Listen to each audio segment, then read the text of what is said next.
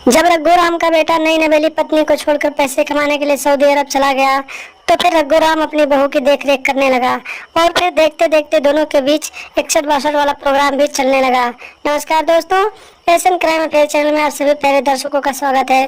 दोस्तों, Asian crime affair channel को आप सभी लोग सब्सक्राइब कीजिए, वीडियो को लाइक कीजिए और वीडियो को ढेर सारा शेयर भी कीजिए। दोस्तों, रघुराम के बेटे की नई नई शादी हुई थी और शादी के 2 महीने बाद रघुराम का बेटा अपनी नई नवेली पत्नी को छोड़कर पैसे कमाने के लिए सऊदी अरब चला गया। रघुराम के बेटे को सऊदी अरब गए हुए लगभग 1.5 साल हो गए थे और रघुराम की जो बहू थी उसकी जवानी उफान मारने लगी थी और वो अंदर से पानी पानी होने लगी थी।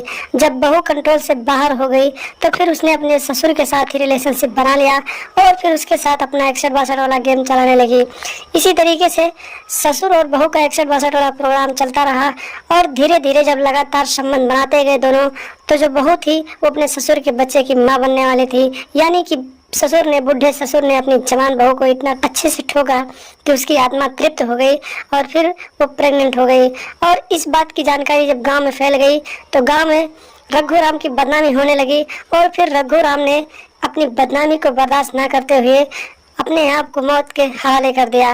और एक दिन रघुराम की लाश गांव के बाहर एक बगीचे में लटकता हुआ दिखाई दिया। लोगों ने इसकी जानकारी पुलिस वालों को दी और मौके पर पहुंची पुलिस ने लाश को कब्जे में लिया और फिर पोस्टमार्टम के लिए भेज दिया और आगे की छानबीन करने लगी। पुलिस ने छानबीन में गांव वालों से पूछताछ की तो गांव वालों ने बताया कि रघुराम का बेटा पैसे कमाने के लिए सऊदी गया है और उसे गए हुए लगभग 1.5 साल हो गए हैं, 2 साल हो गए हैं और रघुराम अपनी नई नवेली बहू को रोज ठोकता था और फिर इन दोनों के बीच नाजायज संबंध थे और इसका बच्चा उसकी बहू के पेट में हो चुका है। उसकी बहू इसके बच्चे की मां बनने वाली है। और जब इस बात की जानकारी पूरे गांव में फैली तो रघुराम अपनी बदनामी ना हो इसी वजह से उसने आत्महत्या कर लिया। पुलिस ने ये केस आत्महत्या के रूप में वहीं खत्म कर दिया और रघुराम के लाश को पोस्टमार्टम करके उसके घर वालों के हवाले कर दिया। जब रघुराम का बेटा सऊदी से वापस आया तो उसने अपनी पत्नी के गोद में एक बच्चा देखा तो वो हैरान हो गया और फिर उसने अपनी पत्नी को तलाक दे दिया और फिर उसकी पत्नी अपने मायके जाकर रहने लगी और फिर रघुराम का बेटा जो था फिर से सऊदी जाकर पैसे कमाने लगा।